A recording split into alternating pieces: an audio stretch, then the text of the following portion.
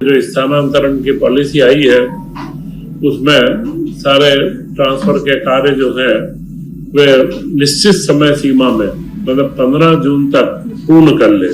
तो सुना आपने, मध्य प्रदेश के कैबिनेट मंत्री चैतन्य काश्यप मोहन कैबिनेट के फैसलों की जानकारी दे रहे हैं और इस दौरान उन्होंने बहुत ही आत्मविश्वास के साथ कहा कि प्रदेश में तबादला प्रक्रिया ट्रांसफ़र प्रोसेस किसी भी हालत में तय समय सीमा में पूरी कर ली जाएगी। तय समय सीमा है 15 जून।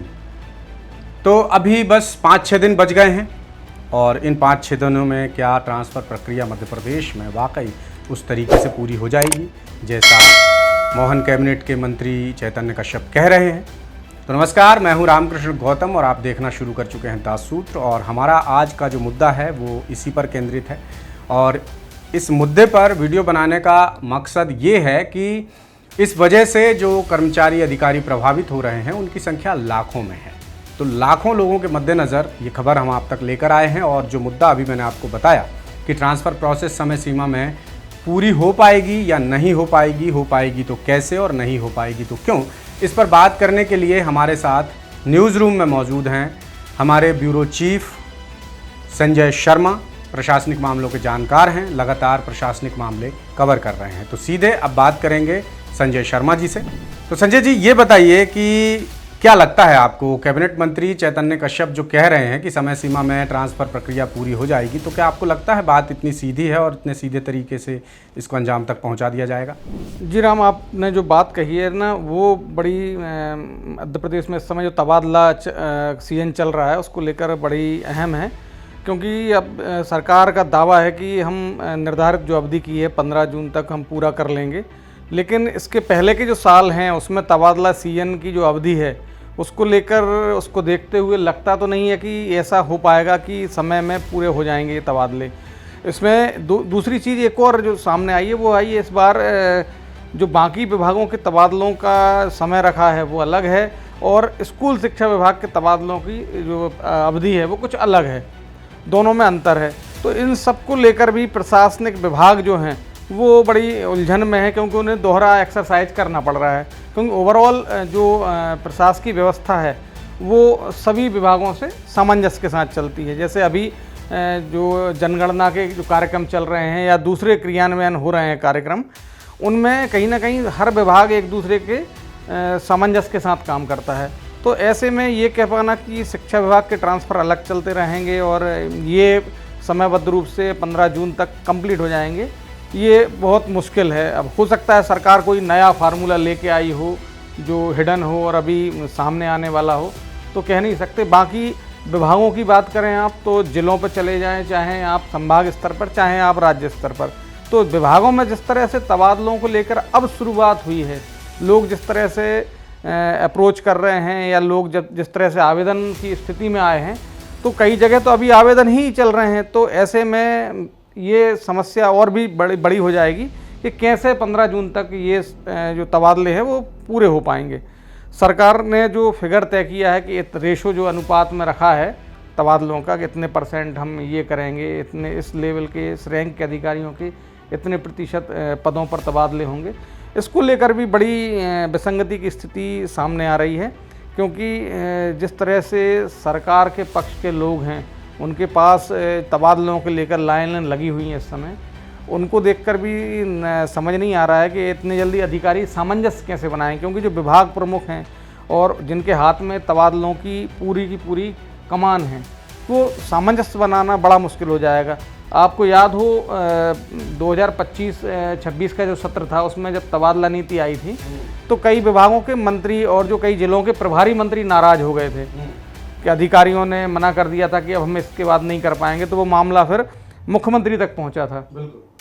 तो यही सब इस बार भी लग रहा है कि समय डिले हुआ है और जो तबादला नीति लाने के बाद उसको एकदम कट ऑफ कर दिया है, तो इसको लेकर थोड़ा सा अभी असमंजस लग रहा है कि शायद इसमें अब टाइम सरकार को बढ़ाना पड़ सकता है। एक और बड़ा अहम मसला है इसी से जुड़ा हुआ, वो मसला ये है कि हर बार तबादलों को लेकर इतनी खींचतान क्यों होती है, जबकि ये सरकारी प्रक्रिया है, सरकारी अधिकारी कर्मचारियों से जुड़ी हुई प्रक्रिया है और इस वजह से इस मुद्दे पर डिस्कस करना इसलिए भी ज़रूरी है क्योंकि इस वजह से सीधे सीधे आम जनता के काम प्रभावित होते हैं। और जैसा आप हम बहुत ही स्वाभाविक तौर पर जानते हैं कि जनता और सरकार के बीच का अगर कोई पुल है, कोई सेतु है, तो वो है सरकारी सिस्टम, सरकारी कर्मचारी। और सरकारी कर्मचारियों के ही मामलों में जब इस तरह की विसंगतियां सामने आएंगी, क्योंकि पिछले अनुभव भी जो संजय शर्मा ने बताए कि पुराने अनुभव भी ठीक नहीं रहे हैं मध्य प्रदेश में तबादला नीति के बाद जो टाइमलाइन आई है कि इतने दिन करेंगे। और इस बार संजय भैया बीते सालों में शायद पहली बार ऐसा हुआ है कि सिर्फ 15 दिन के लिए ये लाइन खुली है, 1 जून से 15 जून तक। तो ये बड़ा गंभीर मसला हो जाता है कि इस बार आखिर ऐसा क्या हुआ सरकारी सिस्टम में कि सरकार ने सिर्फ 15 दिन की अवधि निकाली। तो इसी वजह से सरकारी अधिकारी कर्मचारियों में डर है। कई लोगों के हमारे पास मैसेजेस भी आए हैं, फ़ोन भी आए हैं कि अंदर क्या चल रहा है, आप पता करके बताएं, क्योंकि उनको भी नहीं पता कि 15 के बाद क्या होगा और 15 तक हो पाएगा या नहीं हो पाएगा, ये भी एक बड़ा सवाल है। तो इसी से जुड़ा मेरा एक सवाल है संजय जी आपसे कि आखिर ऐसा क्यों होता है कि सरकार ही सरकारी कामों में इस तरह की दिक्कतें लेकर आती है, या ये कहें कि इस तरह की दिक्कतें क्यों आती हैं जबकि काम सरकार का है और जुड़ा है सरकारी सिस्टम से। तबादलों को लेकर एक बड़ा पूरा साल भर अधिकारियों में, कर्मचारियों में, लगभग हर प्रशासनिक जो स्तर है वहाँ तक ये उथल पुथल बची रहती है। जैसे जैसे साल का अंत होता है और नया वित्त वर्ष जब चालू होता है तो हर कर्मचारी की ज़बान पे आपने सुना होगा तबादला शब्द आता है, ट्रांसफ़र कराना है या ट्रांसफ़र नहीं हो रहा है। क्योंकि हर वो व्यक्ति जो अपने घर के आसपास पदस्थापना चाहता है, अपने जहाँ पर उसको मलाईदार अपन बोल सकते हैं, मलाईदार पद चाहता है या मलाईदार जहाँ काम उसको हो उस जगह पर वो अपना तबादला कराना चाहता है। कई परिवार ऐसे होते हैं जो अच्छी सुविधाओं वाली जगह चाहते हैं, तो हर किसी की प्राथमिकता अपनी होती है। कोई अच्छी जगह पोस्टिंग चाहता है, कोई अच्छी सुविधाओं के बीच पोस्टिंग चाहता है। इन सब को लेकर हर जो वर्ग का कर्मचारी है वो अपनी लामबंदी करता है और यही वजह है कि जैसे ही सीजन में तबादले की बात शुरू होती है तो भरमार शुरू हो जाती है। आप देखेंगे इस समय मंत्रियों के घरों के बाहर जो सरकारी आवास हैं भोपाल में, चाहे उनके जो उनके विधानसभा क्षेत्र हैं वहाँ पर आप देख लें तो अगर 50 कार्यकर्ता, 25 आदमी लोग मिलने जा रहे हैं अगर अपनी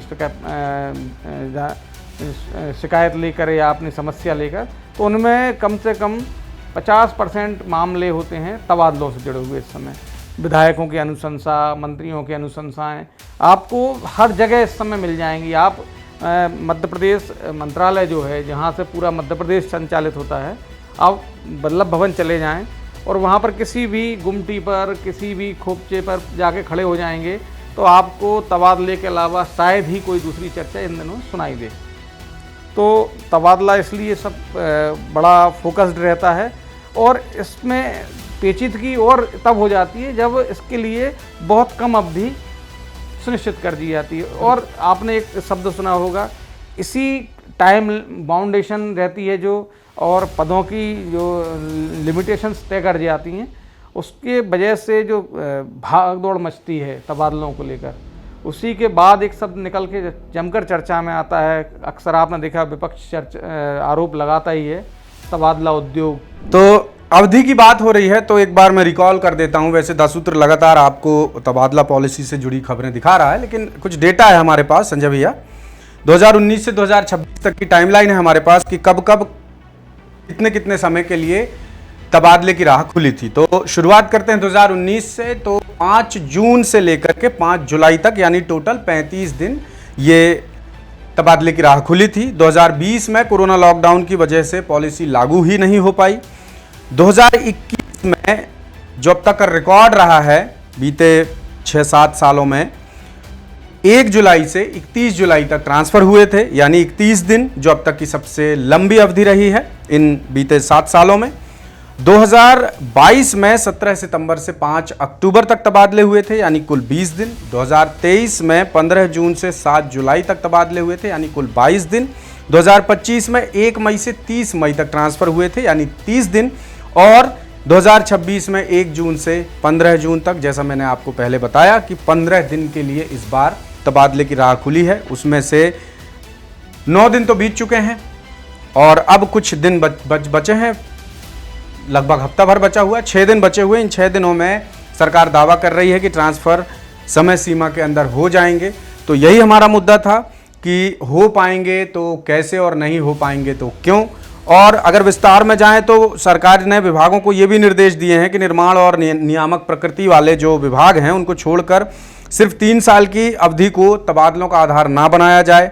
कोर्ट के आदेश, गंभीर शिकायतों, खाली पदों की पूर्ति, पदोन्नति और प्रतिनियुक्ति से वापसी जैसे मामलों में भी तय प्रक्रिया के तहत तबादले किए जा सकेंगे। हालांकि खाली पदों की पूर्ति के लिए श्रृंखलाबद्ध तबादलों पर रोक रहेगी। तो कुछ इस तरह के नियम कायदे भी सरकार ने इस पॉलिसी में डाल रखे हैं और इसी वजह से सवाल उठ रहे हैं कि क्या 15 जून तक तबादले सही तरीके से हो पाएंगे या नहीं हो पाएंगे। अगर नहीं हो पाएंगे तो क्या डेट एक्सटेंड होगी। तो माना जा सकता है जो पिछले रिकॉर्ड रहे हैं, पिछला जो ट्रैक रिकॉर्ड रहा है गवर्नमेंट का, टाइमलाइन हमेशा बढ़ाई गई है, अवधि हमेशा बढ़ाई गई है। तो क्या इस बार भी बढ़ाई जाएगी? तो बिल्कुल आसार नज़र आ रहे हैं कि इस बार भी बढ़ाई जा सकती है, क्योंकि लगता तो नहीं है, जैसा संजय शर्मा ने बताया आपको, कि अभी भी मंत्रियों के बंगलों में लाइन लग रही है, तबादला के लिए लोग आ रहे हैं और ऑनलाइन प्रोसेस होने की वजह से अब थोड़ा डिले और माना जा सकता है, क्योंकि ऑनलाइन प्रोसेस की पूरी एक पद्धति काम करती है। यहाँ से यहाँ फाइल जाएगी, आवेदन जाएगा, फिर यहाँ से यहाँ, फिर यहाँ से यहाँ, और फिर अंतिम तौर पर उसको मंत्री मंजूरी देंगे कुछ पर्टिकुलर केसेस में। तो ये मामला इस तरीके से उलझ भी सकता है, ऐसा जानकार भी मानते हैं और यही ऑब्जर्वेशन हमारे ब्यूरो चीफ संजय शर्मा का भी है। तो मुश्किल लग रहा है दोस्तों कि 15 तारीख तक भी ये तबादले हो पाएंगे या नहीं हो पाएंगे। और अगर सरकार समयबद्ध तरीके से तबादलों को अंजाम तक पहुंचा देती है तो इससे अच्छी बात कुछ और नहीं हो सकती। तबादले जल्द से जल्द होने चाहिए, क्योंकि जनता के काम किसी भी कीमत पर, किसी भी सूरत में रुकने नहीं चाहिए। तो ये था आज का हमारा मुद्दा। अगली किसी खबर में फिर हम आपसे करेंगे मुलाकात। तब तक आपसे हमेशा की तरह एक ही निवेदन है, दास सूत्र ज़रूर देखिए आप। हमारा यूट्यूब चैनल भी लाइक, सब्सक्राइब और फॉलो कीजिए। हमारी वेबसाइट पढ़िए www.dassutra.com और इंस्टा और एक्स जैसे सोशल मीडिया प्लेटफॉर्म्स पर भी हम अवेलेबल हैं, वहाँ पर भी जाइए। अपनी डिजिटल दस्तक से हमारा हौसला बढ़ाइए। मैं रामकृष्ण गौतम, दास सूत्र भोपाल, अपने ब्यूरो चीफ संजय शर्मा और कैमरा पर्सन सईद खान के साथ। लेटेस्ट,